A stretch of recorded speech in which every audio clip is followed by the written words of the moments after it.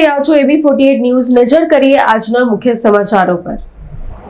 અંકલેશ્વર નગરમાં એક અસ્થિર મગજનો શખ્સ હાથમાં લાકડી અને ચપ્પુ લઈને ફરી રહ્યો હતો અને અન્ય લોકો ઉપર હુમલાનો પ્રયાસ કરી રહ્યો હતો।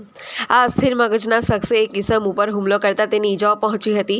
ઈજાગ્રસ્ત ઈસમને નજીકની ખાનગી હોસ્પિટલ ખાતે ખસેડવામાં આવ્યો હતો।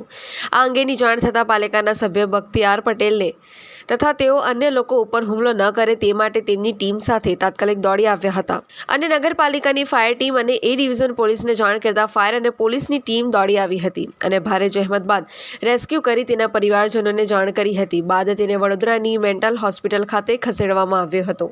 Pintu Modi, AB48 news, Ankleshwar.